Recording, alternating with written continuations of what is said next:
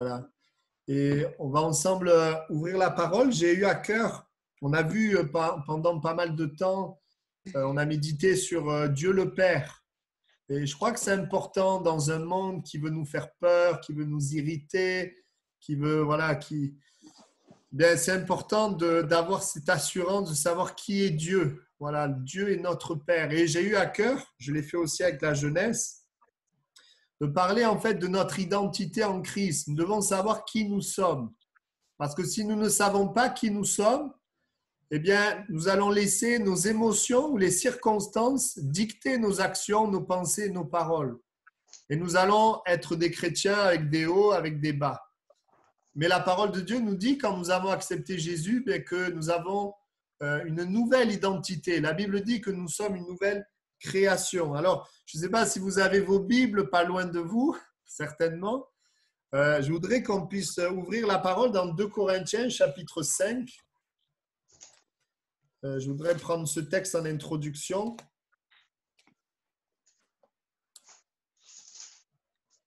De Corinthiens, chapitre 5.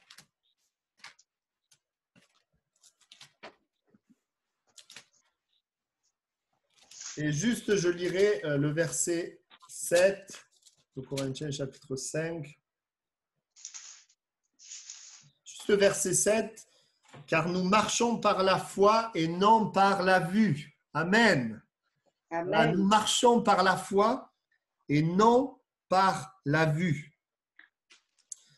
Je dirais que naturellement, évidemment, nous, êtres humains, nous serions amenés à marcher par la vue, c'est-à-dire penser, parler et agir en fonction de ce qu'on voit autour de nous.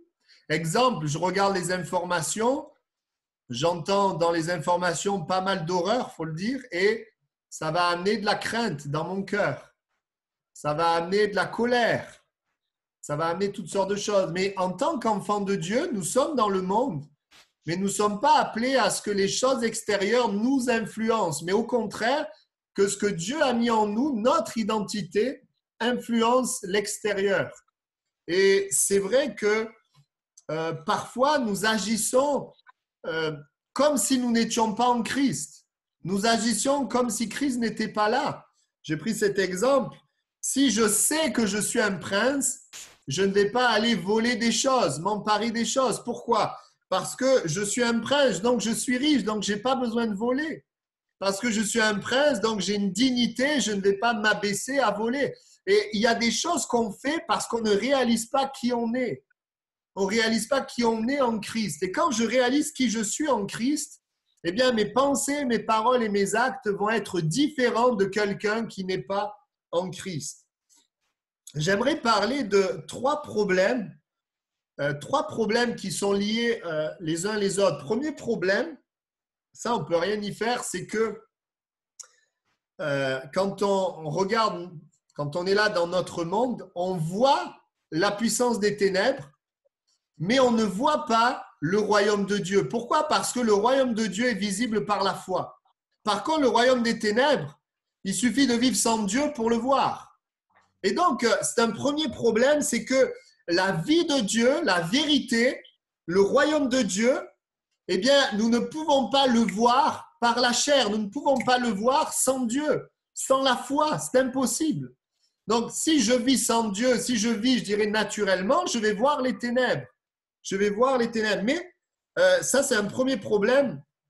Dans la réalité, on ne voit pas la vie de Dieu, la vérité de Dieu. C'est quoi la vérité de Dieu, la vie de Dieu? Eh bien, dans chaque domaine, la vie de Dieu se manifeste. Dans la santé, la vie de Dieu, c'est justement la guérison. Dans les relations, la vie de Dieu, c'est la paix dans les relations. Dans les circonstances, la vie de Dieu, c'est la puissance de Dieu, c'est la victoire. Dans mon âme, la vie de Dieu, c'est la satisfaction et le fruit de l'esprit, l'amour, la paix, la joie, la patience, la douceur, la maîtrise. Face à l'éternité, la vie de Dieu, c'est l'assurance de la vie éternelle. Et toutes ces choses, on ne peut pas les trouver dans un magasin, on ne peut pas les trouver de manière visible. C'est seulement par la foi qu'on peut les avoir. Et nous sommes un peuple particulier parce que nous avons cru en Jésus et que par notre foi en Jésus, on peut permettre au royaume d'être visible. Et ce que Dieu veut d'abord, on va le voir, j'ai parlé la semaine dernière d'une facette du royaume, d'être ouvrier avec Dieu, de servir Dieu pour que les autres voient Dieu. Mais aujourd'hui, je voudrais voir l'importance de savoir qui je suis moi, qui je suis, parce que c'est ce qui va me permettre d'être vainqueur. Si je ne sais pas qui je suis, quand Dieu me visite, je serai en haut, et quand mon âme prendra le dessus ou les circonstances difficiles seront là, je serai en bas. Mais merci Seigneur, grâce soit rendue à Dieu, quelles que soient les circonstances, quels que soient les ressentis, eh bien je peux être stable, je peux être ferme dans la foi. Donc, premier problème, on ne voit pas avec nos yeux la vie de Dieu dans notre monde. Et parce que la vie de Dieu est invisible, c'est spirituel et accessible que par la foi. Par contre, on voit le mensonge et la destruction du diable. Et je dirais, le mensonge, c'est que l'homme peut produire la vie, que l'homme peut vivre sans Dieu. Et nous voyons ce que ça donne, l'homme sans Dieu. La première vérité, dans 1 Jean 5, 19, il est dit, nous savons que le monde entier est sous la puissance du malin. Le premier problème, c'est que le prince de ce monde, c'est le diable. Et que les gens vivant simplement, naturellement, eh bien, ils vivent les œuvres du diable. Bien sûr, les hommes sont capables de faire le bien, capables de faire le mal. Ils sont aussi capables de faire le bien et le mal, mais en l'occurrence, ils sont perdus parce que, tout simplement, ils n'ont pas reçu Jésus. Et donc, on voit dans ces domaines, naturellement, dans le domaine de la santé, on voit la maladie. Dans le domaine des relations, on voit des querelles. Dans le domaine des circonstances, on voit des problèmes et des limites humaines. Dans le domaine de l'âme, on voit constamment des manques, la présence de tristesse. Et dans le domaine de l'éternité, on voit la peur de la mort. Et tout ça, c'est ce qui est lié à la condition de l'homme pécheur, parce que l'homme pécheur est séparé de Dieu. Et donc, la Bible dit, il est dans les ténèbres. Mais en Jésus-Christ, par la foi en Jésus, eh bien, nous sommes dans la lumière, non seulement sauvés, mais capables de vivre cette réalité. Donc, premier problème, on voit ce qu'on voit autour de nous, c'est les ténèbres. Et c'est par la foi véritablement qu'on peut voir l'œuvre de Dieu. Deuxième problème, c'est que quand on regarde les ténèbres et qu'on accepte finalement ça comme la réalité, finalement, on croit qu'il n'y a pas une autre vie, on croit que c'est comme ça. Et même pour des chrétiens, on peut être sauvé et finalement accepter dans notre vie en tant que chrétien que dans mes relations, ça soit les conflits. Accepter dans ma vie que je reste malade toute ma vie. Accepter que dans mon âme, je sois constamment insatisfait, constamment triste. Accepter ces choses-là. Et je dirais que non, nous ne sommes pas appelés à rester dans ces choses-là. Bien sûr, il y a une souffrance liée, je dirais, à la condition humaine. Mais bien souvent, l'homme, face à tout ça, essaye de se battre, essaye de trouver des solutions. Il voit qu'il n'y arrive pas, donc il fait avec. On fait avec les conflits, la maladie, les problèmes, la tristesse, les circonstances qui nous limitent, etc. Donc, le deuxième problème, premier problème, la vérité, c'est la destruction. Deuxième problème, on accepte dans notre cœur que c'est ça la vie. Alors que la vie de Dieu, c'est une vie au-dessus, abondante. Et ce qui nous montre que ce n'est pas ça la vie, c'est quand Jésus est venu sur terre. Jésus a montré une autre vie. Jésus a montré le royaume de Dieu. Jésus a montré le salut, la guérison, la délivrance, la transformation, l'humilité, la puissance, la grâce. Jésus va montrer ce que c'est que le royaume et le ciel. Et nous ne sommes pas appelés à moins que ce que Jésus a montré. Nous sommes appelés par notre foi à voir ces choses se manifester. Deuxième problème, c'est qu'on accepte ces choses. On les accepte. C'est vrai que le croyant doit parfois supporter des choses, ça c'est sûr. La Bible nous prévient qu'il y a des souffrances qu'on ne peut pas éviter. Mais nous sommes appelés par la foi en Dieu à voir Dieu changer les choses, à voir le royaume de Dieu dominer sur le royaume des ténèbres. Jésus vient dans le monde, il vient montrer une autre norme. La norme du royaume, la sainteté, le salut, la puissance, la paix, la joie, la guérison. Et c'est notre héritage pour nos vies et pour notre entourage. Pas moins que cela. Donc, premier problème, c'est ce qu'on voit. Deuxième problème, on l'accepte dans notre cœur. Et troisième problème, une fois qu'on l'accepte dans notre cœur, on vit de cette manière. On parle, on pense et on agit finalement avec les œuvres des ténèbres. On reste finalement, on accepte ces choses-là. Mais en tant qu'enfants de Dieu, nous devons et nous voulons croire que Dieu peut manifester son royaume là où il y a les ténèbres. La Bible dit dans Éphésiens 2:3, nous vivions autrefois selon les convoitises de notre chair. Nous étions par nature des enfants de colère. Mais aujourd'hui, on va le voir, nous ne vivons plus selon les convoitises de notre chair. Nous avons toujours un choix à donner, un choix à faire que de vivre selon l'esprit et plus selon la chair. Et quand on pense, on parle, on agit selon les problèmes, on agit par la chair, on donne de mauvaises réponses et les problèmes bien souvent empirent. Problème d'orgueil, problème, par exemple dans les relations, eh bien on peut régler les problèmes, réagir par l'orgueil, par la colère, par la tristesse, toutes sortes de réponses qui sont inappropriées et qui entraînent une aggravation du problème. Problème dans le cœur, on peut répondre par des addictions, agir selon le regard des autres ou trouver la solution dans ce qui est matériel. Problème de relation avec Dieu, bien, on peut agir en n'allant plus à l'église, en ne priant plus, en mettant Dieu de côté. Et donc, plus on vit selon ce qu'on voit, plus les choses de Dieu restent cachées, les œuvres des ténèbres demeurent et sont visibles. Et le but de Dieu pour nous tous, c'est que nous vivions, nous marchons par la foi. Le juste vivra par la foi. Et nous marchons par la foi et non par la vue. Et le fait de marcher par la foi, c'est de dire, Seigneur, je vis dans un monde de ténèbres, mais à cause de Christ qui vit en moi, de cette foi que j'ai en Christ, eh bien, tu vas permettre que le royaume de Dieu soit visible dans ma vie et également autour de moi. C'est pour ça que nous vivons. Et j'aimerais dire, oui, on règle ces trois problèmes, finalement, par la foi en Christ. En croyant dans notre cœur, on peut voir la vérité qui est invisible, on peut accepter la vérité invisible, vivre selon la vérité invisible et la vérité devient visible. Il est dit dans Hébreux 4:2 que la bonne nouvelle a été annoncée, mais la parole ne servit de rien parce qu'elle ne trouva pas de foi chez ceux qui l'entendent dire. Et vous savez, nous, en tant que chrétiens, pour la majorité qui marche avec Dieu depuis longtemps, nous pourrions accepter les œuvres des ténèbres comme quelque chose de normal. À cause de nos échecs, à cause des échecs, des déceptions, toutes sortes de causes qui sont là, mais il y a toujours pour nous l'appel de Dieu à marcher selon la foi dans ce que Dieu dit, la foi dans sa parole, l'exemple que Jésus nous a laissé. Amen. Et pour triompher de ces trois problèmes, nous avons besoin de connaître ce que nous sommes en Christ, d'accepter dans notre cœur ce que nous sommes en Christ, et ensuite d'agir selon ce que nous sommes en Christ. La réponse, alors que nous voyons les ténèbres, la réponse, eh bien, c'est de connaître finalement la vérité. Qu'est-ce que je suis en Christ? C'est ensuite de l'accepter dans mon cœur. Parce que je peux avoir vécu pendant des années avec des blessures, avec des difficultés et croire finalement, parce que ça a été ma vie, que c'est ça la vérité. Mais lorsque j'accepte que la vérité de Christ, que je suis une nouvelle création, que je suis sauvé, que je suis guéri, transformé, eh bien cette vérité, elle agit dans ma réalité. Et ce n'est pas mon passé qui influence, mais c'est Christ qui influence mon avenir. Amen. Quand nous naissons de nouveau, nous sommes une nouvelle création. Cela veut dire dans l'esprit, notre esprit est régénéré. Mais nous avons toujours notre âme qui est là avec des habitudes, avec certaines choses du passé qui sont là.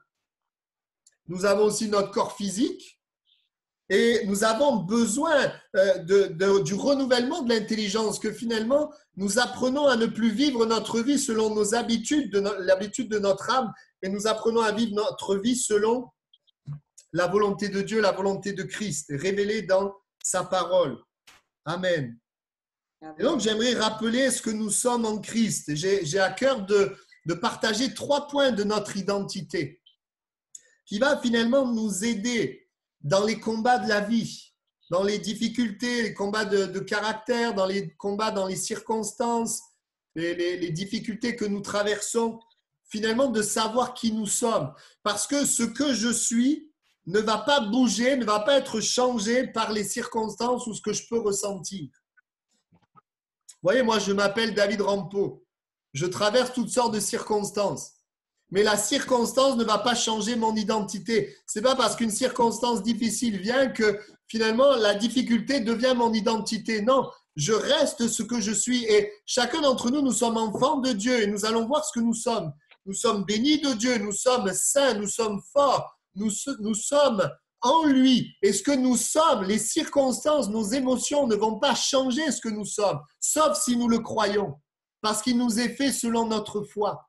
Et nous voulons donc croire ce que la parole de Dieu déclare de nous. Premièrement, et je voudrais le déclarer pour chacun d'entre nous dans ta nouvelle identité, Éphésiens 1,3 dit que nous sommes bénis en Christ.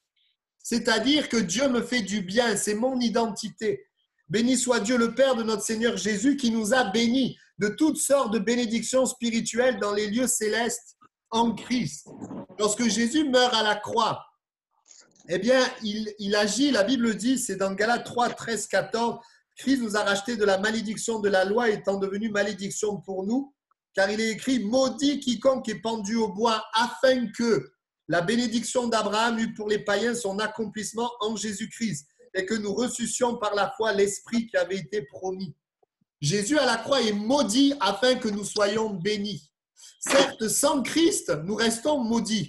Sans Christ, nous avons des problèmes, mais en Christ, nous sommes bénis. Et être béni en Christ ne veut pas dire que nous n'avons pas de problème. Paul avait des problèmes, mais Paul était béni. Cela veut dire que dans chaque problème, la bénédiction de Dieu triomphe sur les problèmes. Même si j'ai des combats, des difficultés, c'est mon identité. Le Père est bon et je suis béni. Ça va? Vous entendez? Amen. Je suis donc béni. Merci Seigneur.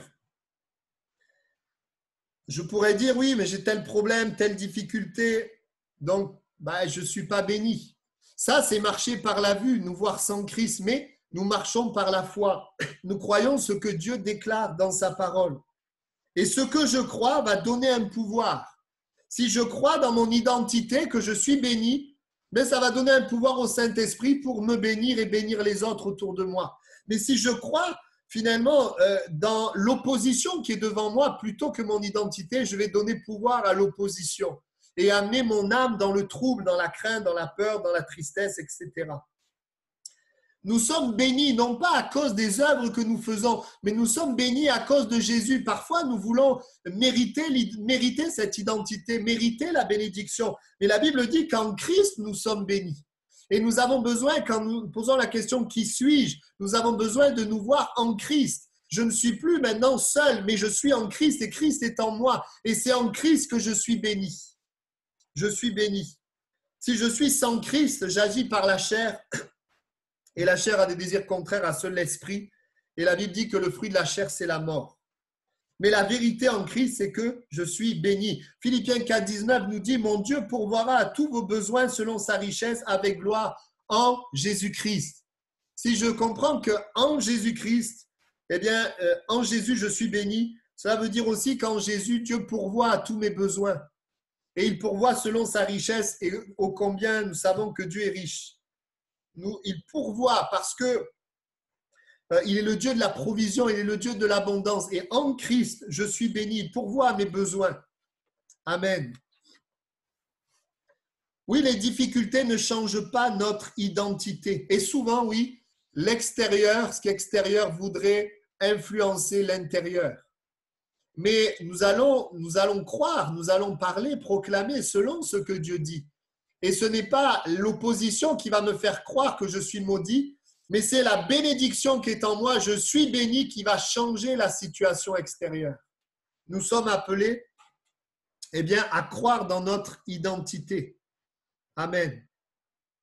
Nous ne proclamons pas ce que nous voyons dans le monde. Bien sûr, on a les pieds sur terre, on ne renie pas ce qu'on voit. Il y a une réalité qui est là, mais il y a une réalité invisible, spirituelle qui est réelle, que nous croyons. Ce que nous voyons dans la parole, c'est la vérité. Et lorsque la vérité, nous la croyons, nous la proclamons, nous l'acceptons en nous, elle va changer la réalité. Vous vous souvenez de ce que nous avons dit lorsque nous avons dit que ce que nous fixons, nous donnons un pouvoir à ce que nous fixons.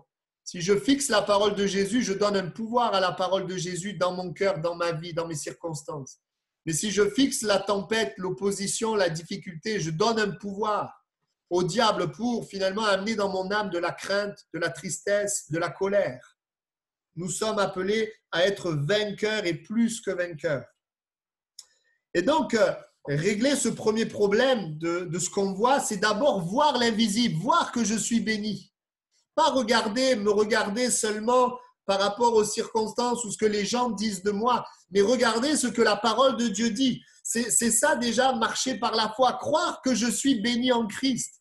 Me lever chaque matin et comme dit c'est Jérémie, les bontés de l'Éternel se renouvellent chaque matin. C'est mon identité. Jésus est mort afin que je sois béni. Le Père est bon. On a vu, on a pris du temps à voir combien le Père est bon, afin que nous puissions marcher dans cette vie, dans la foi que Dieu est bon et que je suis béni. Bien sûr, le but, c'est pas de nous enrichir, etc. Le but sera toujours Christ, sa gloire.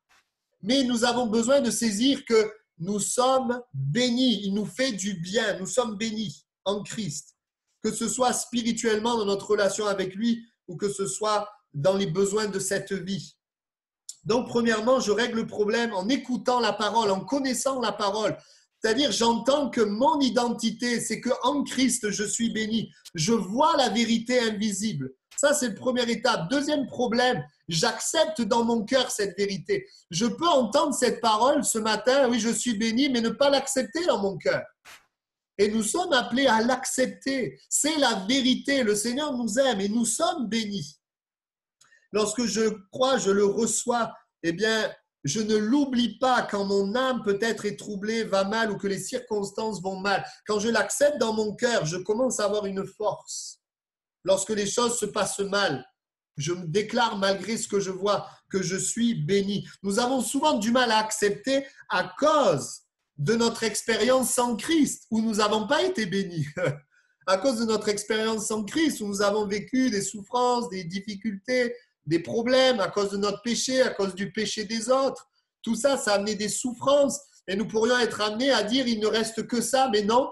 En Christ, nous sommes bénis. Et si, dans cette semaine, tu te lèves en déclarant, Seigneur, je suis béni, alors tu verras que les circonstances, les émotions, eh bien, n'auront plus un impact sur ton identité, mais c'est ton identité, bien qui va triompher de ces choses-là. Nous sommes bénis. Amen. Et donc, troisième problème, premier, je le vois. Deuxième, je le crois dans mon cœur. Et troisième, je vais agir selon cette réalité. Puisque je suis béni, eh bien, je vais bénir les autres. Je vais parler, agir comme quelqu'un qui est béni. Et alors, et c'est là le miracle de Dieu, le Saint-Esprit va manifester cette bénédiction dans mon âme et à l'extérieur de moi. C'est important de comprendre que par la foi, nous activons le Saint-Esprit. Je me souviens de cette expérience que j'avais faite il y a des années, je l'ai déjà racontée, où je me levais le matin avec des angoisses. C'était pas, il n'y a pas si longtemps que ça, c'était en 2015.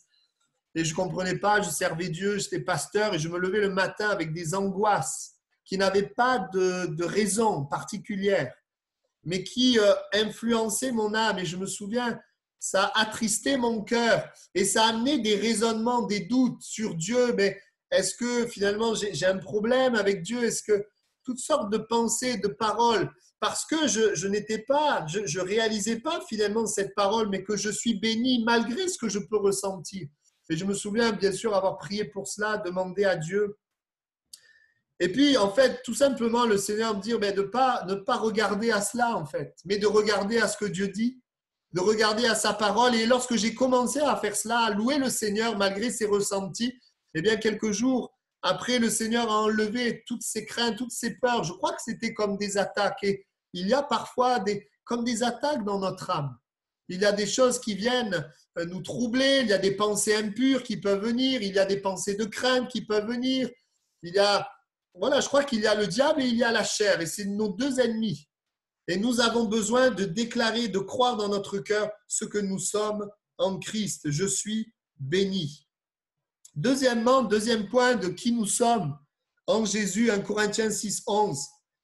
C'est là ce que vous étiez, quelques-uns de vous, mais vous avez été lavés, vous avez été sanctifiés, vous avez été justifiés au nom du Seigneur Jésus et par l'Esprit de notre Dieu. Deuxièmement, nous sommes saints en Christ. Beaucoup de chrétiens, j'ai vu ça dans le service de Dieu, essayent de ne pas pécher, essayent d'être saints sans croire qu'ils le sont en Christ. Et nous ne pouvons pas, par nos propres forces, être saints. Mais la Bible dit qu'à la croix du Calvaire, Jésus est mort, il nous a sanctifiés, il nous a lavés, purifiés. Et nous devons d'abord l'accepter comme un fait. Et c'est parce que nous l'acceptons comme un fait qu'après nous nous mettons à part, nous nous sanctifions. Et oui, nous entendons cette parole, mais nous pouvons nous sentir sales, nous sentir dans la honte, condamnés.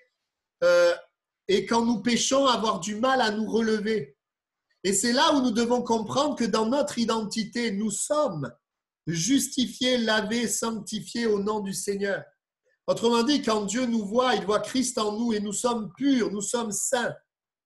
Il nous a lavés. Pourquoi? Parce que nous sommes passés par la repentance, nous avons accepté Christ. L'Esprit de Dieu est venu habiter en nous et l'Esprit de Dieu qui est en nous est un esprit qui nous pousse à glorifier Dieu et qui nous amène à ne pas pécher. Celui qui est né de nouveau ne pêche pas. Celui qui est né de nouveau cherche à aimer. Mais comme nous sommes dans un corps de chair, la chair, elle pêche. Et nous avons besoin de nous identifier à Christ et non pas à la chair. Et justement, à pouvoir croire qu'en Christ, nous sommes lavés, justifiés, pardonnés. Nous ne sommes pas obligés de rester dans la condamnation, dans la culpabilité ou dans la honte, mais accepter que nous sommes lavés, purifiés. Bien sûr, si nous péchons, la Bible dit, nous confessons nos péchés, il est fidèle et juste pour nous pardonner et nous purifier. Mais je vois souvent beaucoup de chrétiens qui confessent le péché, mais qui ont du mal à saisir qu'ils sont pardonnés, justifiés et lavés. Oui, d'un côté, je confesse, je reconnais, et d'un autre côté, je le saisis, je le crois, je le reçois. La vérité, donc, c'est quoi? C'est que je suis pur. La vérité, c'est que je suis saint, je suis lavé. La vérité, c'est que je suis sous la faveur de Dieu et non la condamnation. Je ne suis pas jugé parce que le jugement est tombé sur Jésus. La vérité, c'est tout cela. Et si je pêche, c'est parce que j'agis sans Christ, par la chair. Et dans ces moments-là, je me repens et Dieu me pardonne. Ces deux notions, je l'ai déjà dit, saint d'un côté, ça veut dire être mis à part du péché, c'est-à-dire je ne suis plus un pécheur. Donc, je ne pratique pas le péché. Bien sûr, à cause de la chair, je vais continuer de pécher involontairement, mais ce n'est plus mon identité. Si je pêche, c'est involontairement. Mais être mis à part, sanctifié, veut dire être gardé du péché, mais être mis à part veut dire aussi être mis à part pour Dieu, être mis à part pour lui. C'est-à-dire que dans mon identité, je suis mis à part du péché et mis à part pour Dieu. Je suis saint. C'est-à-dire qu'aujourd'hui, ma vie est pour Dieu. La Bible dit que nous ne nous appartenons plus à nous-mêmes. Et ça, c'est quelque chose, c'est difficile de saisir ça. Souvent, on devient chrétien, on croit en Jésus et on continue de vivre selon ce qu'on pense, selon ce qu'on voit, etc. Mais nous sommes appelés maintenant, on ne s'appartient plus, on appartient à Dieu, à vivre selon ce qu'il dit, selon sa volonté et selon sa vie. Je suis pur, je suis saint et je suis mis à part. Mon ambition, c'est devenu finalement Dieu, ses promesses, son royaume, son œuvre, sa parole, sa volonté. La chair met une autre ambition que Dieu. Les richesses, l'amour, le matériel, d'autres dieux. Mais dans mon identité, j'ai été mis à part. D'ailleurs, regardez, quand vous vous convertissez, il y a, en vous, vous sentez le besoin de prier. Ce n'est pas quelque chose qu'on sentait avant. En vous, il y a le désir de ne pas pécher. Pourquoi? Parce que réellement, le Saint-Esprit est venu habiter en nous. Quand Jésus meurt à la croix, il ouvre l'accès pour que l'Esprit de Dieu vienne habiter en nous. Vous voyez, naître de nouveau, ça veut dire que l'Esprit habite en nous. Mais maintenant, nous devons vivre selon cette réalité qu'il est en nous et plus vivre comme s'il n'était pas là. Parfois, nous vivons comme si Christ n'était pas là, mais il est bien en nous. Après, il y a être baptisé de l'Esprit. Ça, c'est que le Christ qui est en nous, le Saint-Esprit qui est en nous, il va se manifester. Je dirais, on va être rempli, il va se manifester puissamment. Donc, nous sommes saints, frères et sœurs. Et j'ai vu souvent, puisque je travaillais dans la jeunesse, je travaille toujours au milieu des jeunes, beaucoup de jeunes sortent, je dirais, du péché, des difficultés en saisissant ce qu'ils sont en Christ d'abord. Beaucoup vont essayer de plaire à Dieu, mais sans Christ. Ils vont essayer de plaire à Dieu avec leurs pensées, etc. Puis à un moment donné, ils vont comprendre qu'il faut croire ce que Jésus a fait. Et c'est quand je crois cela qu'à ce moment-là, les choses, elles changent. Troisièmement, Philippiens 4,13, « Non, je suis béni, je suis saint. » Troisièmement, dans mon identité, je suis fort. Je suis fort en Christ. Peut-être qu'aujourd'hui, il y a des domaines de ta vie où tu es dans la peur, dans la crainte. Tu n'oses pas faire un pas ou les domaines où la crainte a pris la place. Ou encore, on peut être vaincu par des choses, vaincu par le péché, vaincu par des pensées qui nous attristent, qui nous découragent. On peut être vaincu par des choses qui sont là. Et la Bible dit, Philippiens 4,13, « Je puis tout par celui qui me fortifie. Je puis tout par Christ. Je suis en Christ. Quand je suis en Christ, je puis tout. Bien sûr, selon sa volonté, mais je peux tout. Je ne suis pas limité. » Et ça, vous savez, de croire que nous sommes forts en Christ, ça va changer notre vision, notre approche des difficultés. Des fois, on a une difficulté qui arrive, on oublie qu'on est fort en Christ. On voit juste qu'on est faible sans Christ. Et c'est vrai. Sans Christ, on est faible. Alors du coup, on approche la réalité avec cette vérité que je suis faible sans Christ. Je suis faible face à ça. Mais la Bible nous dit, dans mon identité, je suis fort en lui. C'est-à-dire que face à ce problème, la force et la puissance de Dieu a une réponse. C'est pour ça que je dis, on a vu ensemble que dans tous nos sujets de prière, on peut croire que nous avons reçu et on va le voir s'accomplir. On n'est pas obligé de nous arrêter de croire à cause des découragements, à cause du temps qui a passé, à cause de toutes sortes de choses que nous voyons pour nous décourager. Ça va changer notre approche des difficultés. Ah, peut-être que face à une difficulté, la réaction que nous aurions eue, c'est « Oh non, c'est dur, je ne m'en sortirai pas, j'ai peur, je vais éviter. » Mais réalisons qui nous sommes forts en Christ. Seigneur, oui, c'est vrai, sans toi, j'ai peur, je n'arriverai pas, etc. Mais tu es en moi, je suis en toi. Et en toi, je suis fort. Alors Seigneur, je te prie pour cela. Je t'apporte cela. Et c'est là que nous allons voir la puissance de Dieu. Mais des fois, nous prions pour que la force de Dieu se manifeste sans réaliser que nous sommes forts en lui. Et donc, nous avons besoin de réaliser cela. Nous sommes bénis, frères et sœurs, et je veux, moi-même, dans ma propre vie, je veux croire ce que Dieu déclare, parce que je veux que ce que Dieu déclare se manifeste, et non pas ce que je vois autour de moi. Je termine ce message, la Bible dit dans Romains 8, 35 à 37, qu'il y a la persécution, l'angoisse, la tribulation, la faim, la nudité, le péril, l'épée, mais que dans toutes ces choses, nous sommes plus que vainqueurs par celui qui nous a aimés. Voilà notre identité, nous sommes plus que vainqueurs par Christ. Par Christ, nous sommes plus que vainqueurs. Et je porte avec vous les combats. Je vois vos visages et je vois vos combats. Bon, pas tous, mais certains. Et je dis, Seigneur, que tu manifestes ta force. Nous sommes forts en toi. Et nous venons à toi pour que, Seigneur, eh bien, cette force qui est là, cette puissance, elle se manifeste. Vous savez, si aujourd'hui il y a des chrétiens, c'est parce que les disciples ont apporté l'évangile et que la force de Dieu s'est manifestée. S'il n'y avait pas eu la force de Dieu, il n'y aurait pas eu de conversion et nous ne serions pas là. Dieu n'a pas laissé ses disciples annoncer la parole sans la confirmer. Et nous refusons que nous apportions finalement une parole sans la réalité de sa puissance. Nous croyons dans sa puissance. Amen. La Bible dit, oui, que par exemple, s'il y a des personnes au milieu de nous qui luttent avec le péché, que nous sommes forts. 1 Jean 4,4, celui qui est en vous est plus grand que celui qui est dans le monde.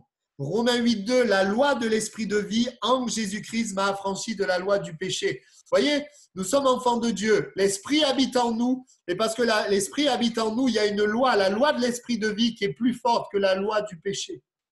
C'est notre identité. Mais c'est par la foi que la loi de l'esprit de vie, elle s'active. Si je marche par la chair, eh bien, la loi de l'esprit de vie ne s'active pas. Et donc, c'est le péché, la loi du péché qui s'active. Donc, j'ai besoin de croire dans ce que je suis. La vie chrétienne, c'est un positionnement dans la vérité, un repositionnement dans la vérité jusqu'à rester dans la vérité et que cette vérité, eh bien, elle se voit après dans la réalité, je dirais. Au départ, la vérité est invisible, spirituelle, et c'est parce que nous la croyons, nous croyons ces choses, qu'elle devient visible. Et c'est ce que je souhaite aussi pour nous, pour nos vies. Il y a des combats dans nos familles, et parfois, le premier combat dans nos familles, c'est notre propre caractère, c'est nos propres difficultés, et nous avons besoin de croire et de nous voir en Christ, de pas vivre notre vie sans lui, comme si nous étions séparés de lui, mais nous voir en lui. C'est pas facile. Et c'est souvent dans les moments difficiles, dans les moments d'échec, les moments de faiblesse, que nous allons voir dans la parole ce que nous sommes parce que nous nous rendons compte que la chair se manifeste. C'est parce que nous voyons un besoin que nous allons et que nous croyons dans notre identité. Je termine donc avec cette démarche, voir ce qu'on est. La parole de Dieu et la communion avec le Saint-Esprit nous permettra toujours de voir la vérité, de voir ce qu'on est en Christ. J'ai juste cité 3 choses. On est béni, on est saint, on est fort, mais il y a tellement d'autres choses. Et en ce moment, je le médite aussi pour moi-même, mais de voir la vérité. Si nous sommes dans le monde sans contact avec le Seigneur, nous verrons sans arrêt les œuvres des ténèbres. Mais en étant en contact de la parole de Dieu et du Saint-Esprit, eh bien, nous allons voir la vérité. Les épîtres de Paul, les épîtres dans le Nouveau Testament, nous parlent de ce que nous sommes. Et c'est intéressant pour nous de faire une étude et de nous arrêter lorsqu'il est dit ce que nous sommes en Christ, en lui, par Christ, par lui. Toutes ces choses nous montrent ce que nous sommes, notre héritage, notre identité, finalement, ce pourquoi Jésus est mort. Et le fait de l'accepter, eh bien, ces choses vont se manifester. Donc, voir ce qu'on est, accepter dans notre cœur, malgré les signaux contraires, malgré les circonstances, malgré les troubles dans mon âme, penser, parler et agir selon la vérité, selon Christ, et non selon moi sans Christ. Et alors, je vais voir Jésus, je vais voir Christ se manifester. On voit, je prends l'exemple, pour finir, l'exemple de Pierre, qui à un moment donné a montré son amour pour Jésus. Il a dit, mais si tous t'abandonnent, moi je ne t'abandonnerai pas. Il aimait Jésus, mais il l'aimait par la chair. Et il se voyait fort sans lui. Il se voyait fort sans lui et on voit que les circonstances vont être plus fortes que son identité. Quand on va lui dire, mais tu étais avec eux, tout ça, il va renier, il va dire, non, c'est pas moi. C'est-à-dire qu'il réalisait pas, il ne saisissait pas qui il était. Donc, c'est les circonstances qui ont dicté qui il était. Et c'est ce qui se passe si nous ne saisissons pas ce que nous sommes en Christ. Alors, les circonstances dicteront ce que nous serons. Alors, nos émotions dicteront ce que nous serons. Je pense à des personnes qui ont grandi dans la tristesse. Ils terminent par croire qu'ils sont dépressifs. C'est mon identité. Parce que j'ai été dans la tristesse, alors je suis dépressif. Mais la parole de Dieu nous montre, oui, c'est une réalité. La tristesse est là. Mais la parole de Dieu me dit que non, je suis guéri, je suis dans la joie et je l'accepte dans mon cœur. Et après, il y a bien sûr un travail, une rééducation de l'âme pour penser différemment, etc., pour justement que cette tristesse ne s'installe pas. Et on voit donc Pierre, au départ, il est comme ça. Mais Jésus lui parle. Et Jésus va dire aux disciples, va leur recommander de ne pas s'éloigner de Jérusalem, d'attendre ce que le Père avait promis. Et quand Jésus dit ça, Jésus est en train de leur dire, vous êtes faibles sans moi, vous êtes faibles sans l'Esprit de Dieu. Il fallait d'abord accepter cette vérité, je suis faible sans lui. Et puis pour passer à la deuxième étape, j'annonce le consolateur, Jésus va annoncer le consolateur, je prierai le Père, il vous donnera un consolateur qui sera éternellement avec vous. Oui, tu as besoin de savoir, tu es faible sans lui, mais tu as besoin de savoir que tu es fort en lui. Et donc Pierre va faire ceci, parce qu'il sait qu'il est faible, il va prier, il va obéir à la parole. Et l'Esprit de Dieu va les remplir, va le remplir. Et là, lorsqu'il va agir, eh bien, il va agir avec cette réalité maintenant qu'il est en lui, que Christ est en lui. Il va recevoir dans son cœur, il va s'approcher de Dieu pour recevoir l'Esprit, il va être rempli de l'Esprit de Dieu. Et le résultat va être différent de la première fois. Son identité va influencer l'extérieur. L'œuvre de l'Esprit de Dieu. L'Esprit de Dieu va lui donner de l'assurance, va lui donner d'annoncer la parole de Dieu et ça va influencer l'extérieur et Dieu va agir. Et alors, on voit après dans Acte 4, Acte 5, Acte 6, il y a des oppositions. Mais cette fois, les oppositions ne dictent pas le comportement de Pierre. Non, ce qui dicte le comportement de Pierre, c'est ce qu'il est en Christ. Et c'est ce qui fait que malgré l'opposition, ce qu'il est plus fort. Et je souhaite pour chacun d'entre nous que nous croyions ce que nous sommes en Christ afin que c'est ça qui se manifeste, afin que nous puissions voir la bénédiction, la sainteté, la force de Dieu se manifester. Oui, nous avons besoin de l'accepter pour nous. C'est parfois plus facile de croire pour les autres que pour nous. De croire que Dieu veut bénir mon frère est parfois plus facile que de croire que je suis béni moi. Mais si Dieu dit « je suis béni », c'est bien sûr parce qu'il veut que tu bénisses les autres. Nous allons simplement prier Et je voulais laisser cette parole sur votre cœur. Nous ne marchons pas par la vue, mais nous marchons par la foi. Mes frères, mes sœurs, prenez courage. Vous n'êtes pas ce que votre passé vous dit que vous êtes. Vous n'êtes pas vos échecs, vous n'êtes pas la haine, la colère, ce n'est pas votre identité. Ce n'est pas parce qu'il y a eu des problèmes, des combats que c'est notre identité. Notre identité est en lui. Nous sommes aimés, nous sommes bénis, nous sommes saints, nous sommes forts. Et cela en lui. Et nous voulons nous voir en lui et pas sans lui. Et vivre notre vie en lui. Oui, je ne suis plus colérique. Non, je ne suis plus voleur. Je ne suis plus menteur. Je ne suis plus seul. Je ne suis plus triste. Mais je suis béni en Christ. Si tu commences à l'accepter dans ton cœur, alors que peut-être tu vois la tristesse, tu vois ces choses-là, eh bien, tu vas voir le Saint-Esprit rendre réel ce que tu crois. Comme Jésus l'a dit au centenier, qu'il te soit fait selon ta foi. Jésus allait vers le centenier. Mais le centenier envoie des amis dire, mais dis seulement un mot, mon serviteur sera guéri. Et Jésus dit, qu'il te soit fait selon ta foi. Il nous est fait selon notre foi. Dieu voudrait nous bénir tellement que nous vivions le royaume. Mais il ne peut pas nous être fait en dehors de notre foi. Nous avons besoin de croire que tout cela, eh bien, c'est en Christ et que Christ est en nous. C'est le mystère caché de tout temps. C'est la plus grande richesse que nous avons. Christ vit en nous. Prions le Seigneur ensemble. Amen. Voulons te remercier, Seigneur, pour ta parole. Tu nous as rappelé que tu étais un Père, que tu es un Père pour nous. Mais tu nous rappelles aussi que nous sommes une nouvelle création. L'Esprit a été régénéré et ton Saint-Esprit habite dans notre esprit. Et en Christ, nous sommes. Et parce que nous sommes en Christ, nous sommes bénis. Nous sommes saints, nous sommes forts.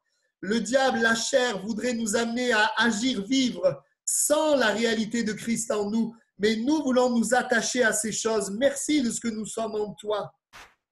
Je te prie pour mes frères et mes sœurs qui traversent des moments difficiles, des difficultés, autant dans leur âme que dans les circonstances, dans la santé, dans les relations. Je te prie simplement que malgré tout ce qu'ils voient, ils croient dans leur identité. Ils croient qu'ils sont en toi et que tu es en eux. Et qu'ils puissent penser, parler, agir. Et quand je prie pour eux, je prie pour moi aussi, Seigneur. Ensemble, que nous puissions agir, penser selon la vérité. Et que cette vérité vienne changer la réalité, vienne changer ce que nous voyons autour de nous. Amen, amen. Merci de bénir mes frères et mes sœurs. Amen. Merci de bénir chacun d'eux. Et je déclare ta victoire. Oui, quand je pense à certains combats, humainement, il n'y a pas de solution. Mais Seigneur, nous sommes en toi et en toi nous sommes forts. Tu fortifies, tu bénis, tu encourages mes frères et mes sœurs. Et merci pour ce que tu as pourvu. Tu ne nous as pas donné, Seigneur, la bénédiction n'est pas un cadeau, la bénédiction est une identité. Seigneur, merci pour cela. La sainteté est une identité, la force est une identité, c'est ce que nous sommes. Et nous ne laisserons pas les circonstances nous faire croire que nous sommes autre chose. Merci Seigneur de ce que tu fais. Encourage la foi de mes frères et sœurs et que par notre foi nous soyons étonnés des choses qui vont se passer, des changements qu'il va y avoir. Amen. Merci Jésus. Amen.